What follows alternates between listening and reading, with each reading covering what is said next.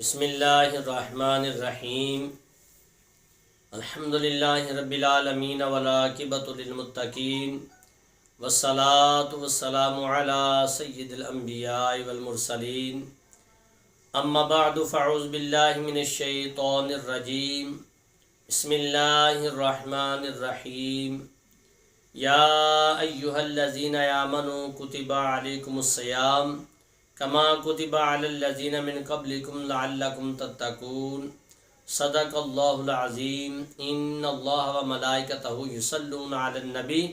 یا ایہا الذین آمنوا صلوا علیہ وسلموا تسلیما الصلاۃ والسلام علیک یا سیدی یا خاتم النبیین وعلی آلک واصحابک یا سیدی یا خاتم المعصومین۔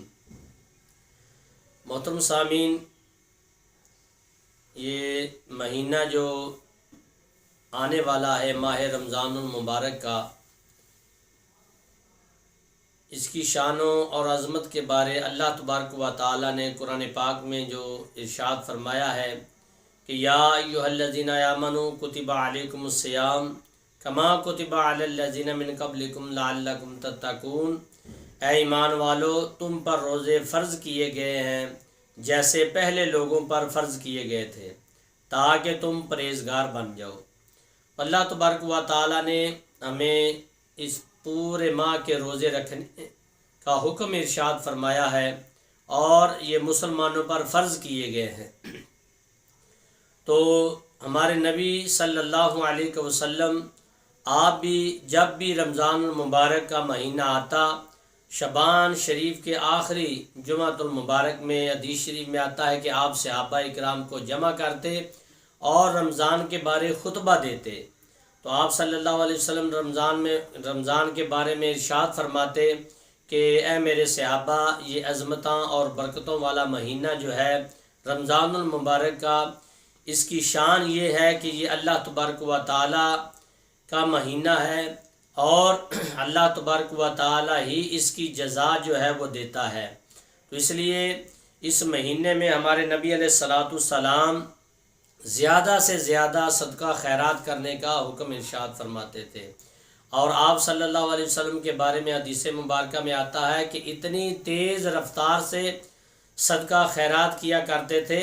کہ اتنی تیز آندھی بھی نہیں چلتی تھی، ہوا بھی نہیں اتنی تیز چلتی تھی کہ جتنی تیز آپ صلی اللہ علیہ وسلم اس مہینے میں صدقہ خیرات کرتے تھے۔